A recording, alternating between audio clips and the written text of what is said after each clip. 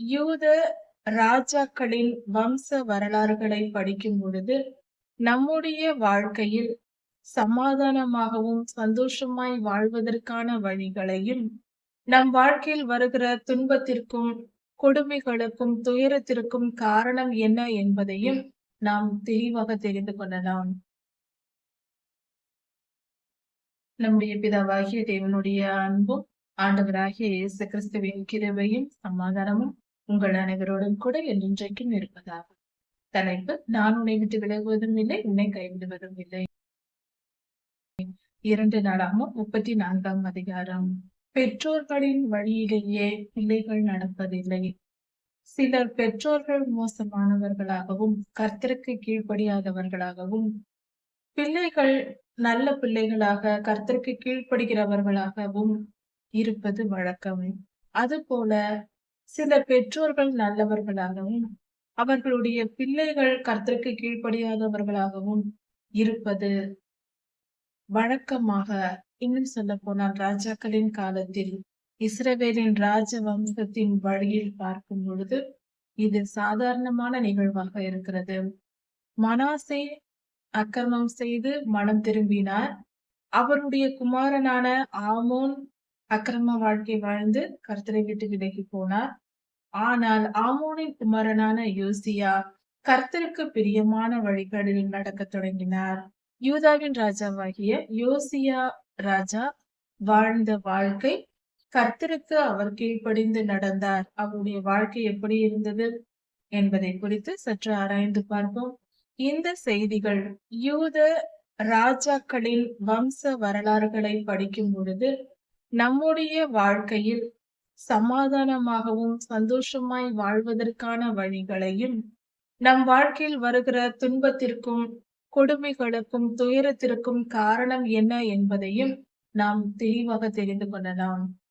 யோசியா ராஜா தன்னுடைய 8வது வயதில் ராஜாவாகிறார். சிறுவனாய் இருக்கும் பொழுதே ராஜாவாகிறார். அப்படி ராஜாவாகி அவர் 31 வருடங்கள் ராஜாவாக அரசாளுகிறார் யூதாவை. அவர் தம்முடைய தகப்பனான தாவீது ராஜாவின் வழிகளில் நடந்து வலது இடதுபுறம் சாயாமல் வாழ்ந்து வந்தார்.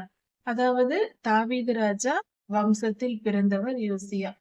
அதனால் அவர் கர்த்தருக்கு பிரியமாய் நடந்து தாவீது ராஜாவின் வழிகளில் நடந்து ஒரு வலதுபுறமோ இடதுபுறமோ சாயாமல் கர்த்தருக்கு கீழ்ப்படிந்து வாழ்ந்தார். அவருடைய வாழ்க்கையில் அவர் இஸ்ரவேல் தேசம் எங்கும், எருசலேமிலும் யூதாவிலும் இருந்த எல்லா இடங்களிலும் இருந்த விக்கிரக தோப்புகளையும், வார்ப்பு விக்கிரகங்களையும், வெட்டு விக்கிரகங்களையும், வானசேனைக்கு ஏற்படுத்தப்பட்ட பலிபீடங்களையும் எல்லாவற்றையும் இடித்து சுத்திகரித்து தேசத்தை சுத்திகரித்துக் கொண்டிருந்தார். அவர் மிகவும் நற்காரியங்களை செய்தார்.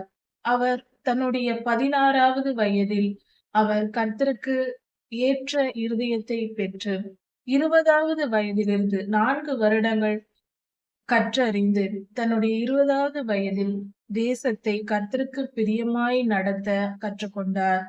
மனாசே, எப்ராயிம், சிமியோன், நப்தலி தேசம் வரைக்கும் இந்த இடங்களில் இருந்த விக்கிரகங்கள், வார்ப்பு விக்கிரகங்கள், வெட்டப்பட்ட விக்கிரகங்கள் போன்றவற்றை அழித்து பலிபீடங்களை சுத்திகரித்து நொறுக்கி போட்டு அதில் இன்னொரு காரியத்தையும் செய்கிறார். அந்த பலிபீடங்களில் பலியிட்டு வந்த பூஜாசாரிகளின் பிரேதங்களை, அவர்களுடைய உடல்களை அங்கு அடக்கம் பண்ணி வைத்திருந்தார்கள்.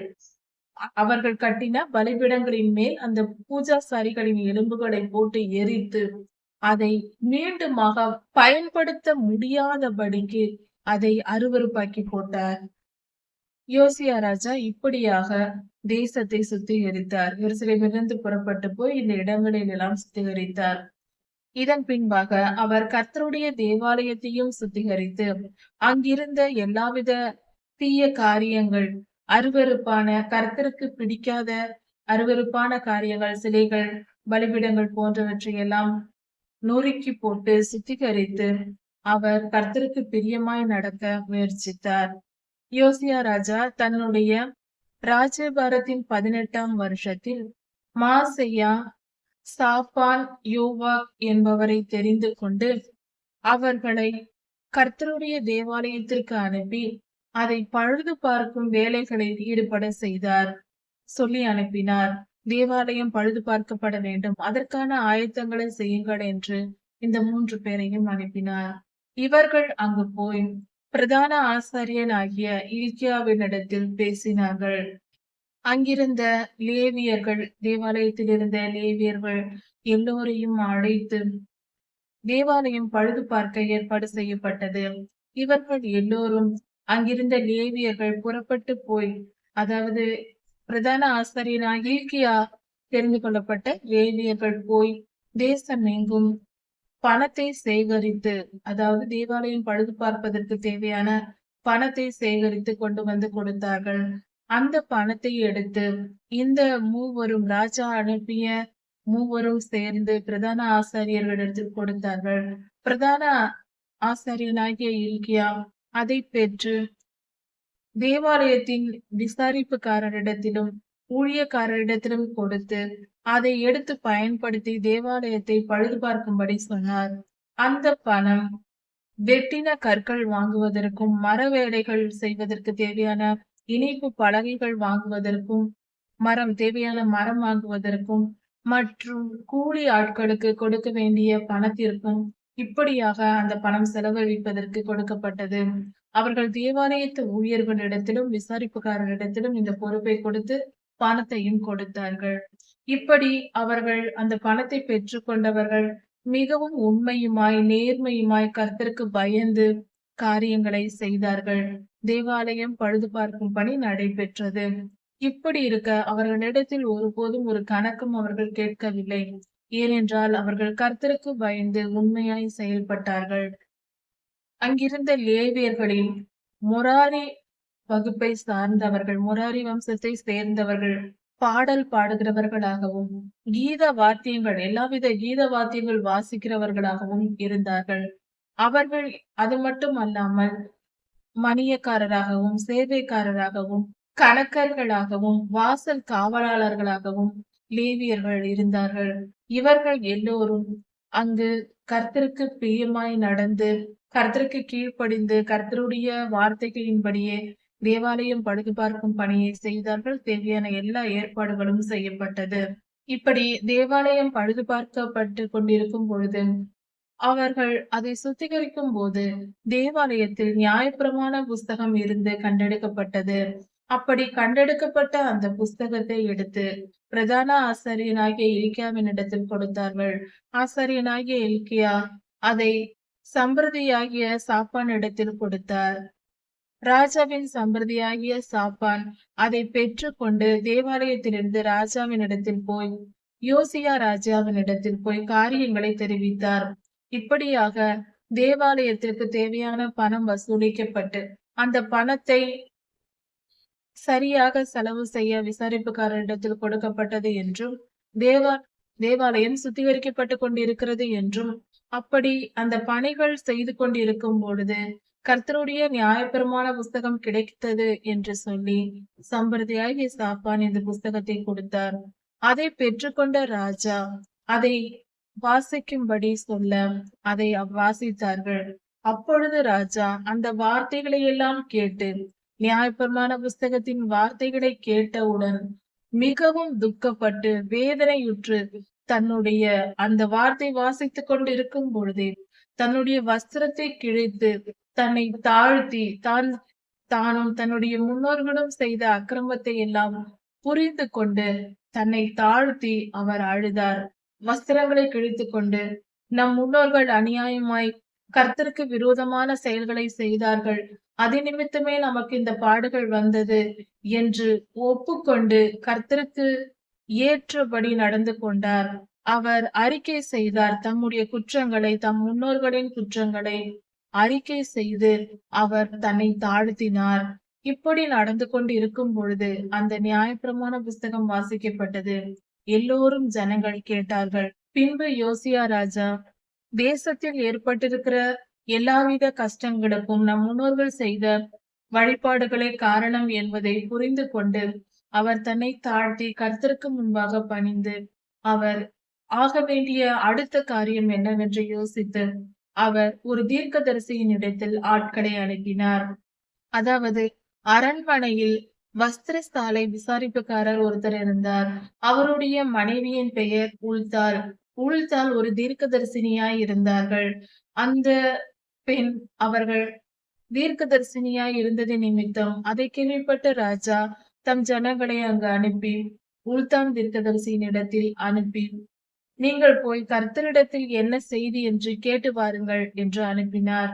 ராஜா அனுப்பிய ஆட்கள் தீர்க்கதரிசினி அம்மாவிடத்தில் போனார்கள். அங்கு போனதும் அவர்கள் கர்த்தரிடத்தை நோக்கி ஜெபித்து கர்த்தர் சொன்ன வார்த்தைகளை ராஜாவின் ஆட்களுக்கு தெரிவித்தார்கள். அது என்னவென்றால், நீங்களும் உங்கள் முன்னோர்களும் கர்த்தருக்கு விரோதமாய் செயல்பட்டீர்கள். அதினிமித்தமே தேசத்தில் இப்படிப்பட்ட வேதனையும் துக்கமுமான காரியங்கள் நடந்து கொண்டிருக்கிறது. அதனால் தேசம் பாழாக்கப்பட்டிருக்கிறது. ஜனங்கள் பின்வாங்கி போயிருக்கிறார்கள். கர்த்தரை விட்டு வழி விலகி நடந்திருக்கிறார்கள். இதற்கு ராஜாக்களே காரணம். ராஜாக்களும் ஜனங்களும் இருவருமே, இரண்டு ராஜாக்களின் குடும்பத்தை மட்டுமல்ல, ஜனங்களும் வழி தப்பி போனார்கள். அது நிமித்தம் கர்த்தருடைய கோபத்துக்கு ஆளாகி இருக்கிறீர்கள் என்று உல்தான் தீர்க்கதரிசினி அம்மா சொன்னார்கள். அது மட்டுமல்ல, கர்த்தர் சொன்ன இன்னொரு வார்த்தை, கர்த்தருக்கு வெகுவாய் நீங்கள் கோபம் ஊட்டினீர்கள். அதனால் இனி வரும் காலங்களில் கர்த்தருடைய கோபத்தின் நிமித்தம் மகா பெரிய கொடுமைகள் நிறைவேறும். கர்த்தருடைய கோபாக்கினை உங்கள் மேல் வரும். துன்பங்கள், இஸ்ரவேலுக்கும் யூதாவுக்கும் துன்பங்கள், கொடுமைகள் வரும். கர்த்தருடைய கோபாக்கினையை நீங்கள் சுமக்க வேண்டும். இப்படிப்பட்ட நியாய தீர்ப்பை கர்த்தர் வரப்பண்ணுகிறார் என்று, இப்படி நடக்க போகிறது என்று உல்தாள் தீர்க்கதரிசினி அம்மா சொன்னார்கள். அதை கேட்டதும் அதன் பின்பு இன்னொரு காரியத்தையும் சொன்னார்கள்.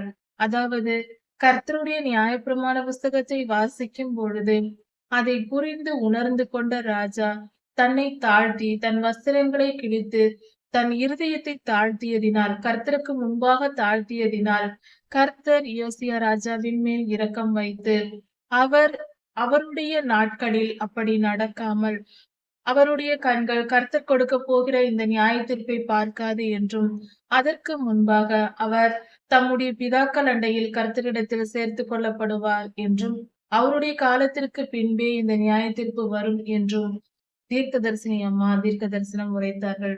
கர்த்தருடைய வார்த்தையை சொன்னார்கள். அதாவது, கர்த்தர் யோசியா ராஜாவின் செயலை கண்டார். நியாயப்பிரமாண புஸ்தகம் வாசிக்கும் பொழுது அவர் தம் வஸ்திரங்களை கிழித்து தன்னை தாழ்த்தினார். தன் இருதயம் தாழ்த்தப்பட்டதும், யோசியா ராஜாவின் இருதயம் தாழ்த்தப்பட்டதை கண்டு கர்த்தர் அவர் மேல் கிருபை கூர்ந்து அவருடைய காலம், அவர் அந்த துன்ப நாட்களை காணாதபடிக்கு கர்த்தர் கிருபை செய்தார். இதுவே கர்த்தருடைய மிகப்பெரிய ஆசீர்வாதமாய் இருக்கிறது.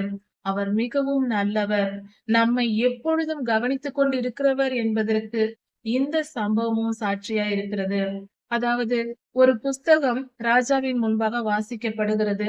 அந்த சமயத்தில் இவர் துக்கமுற்று தன் மனதில் அதை ஏற்றுக்கொண்டு, கர்த்தருடைய வார்த்தைகளை ஏற்றுக்கொண்டு, தன் முன்னோர்கள் செய்த குற்றத்தை அறிக்கை செய்து அது பாவம் என்று ஒப்புக்கொண்டு அறிக்கை செய்தார்.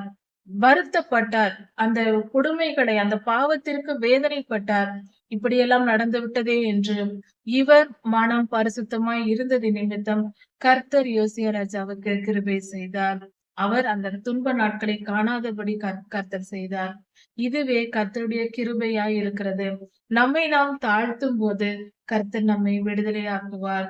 நம் துன்பங்களில் இருந்து நமக்கு விடுதலையை ஆக்குவார். நம் இருதயம் எப்பொழுதும் கர்த்தருக்கு முன்பாக தாழ்ந்ததாய் இருக்க வேண்டும். அவருக்கு கீழ்ப்படிதலுள்ள இருதயத்தை நாம் சுலபமாக பெற்றுக்கொள்ள வேண்டும். அப்படி நம் மனதை மாற்றிக்கொள்வது நம்முடைய வாழ்க்கைக்கு நல்லது. கர்த்தரிடத்தின் நன்மைகளை பெற்றுக்கொள்ள அதுவே வழியாக இருக்கிறது. இதன் தொடர்ச்சியை அடுத்த செய்தியில் பார்க்கலாம். கர்த்தர் உங்களை ஆசீர்வதிப்பாராக. மாரநாதா.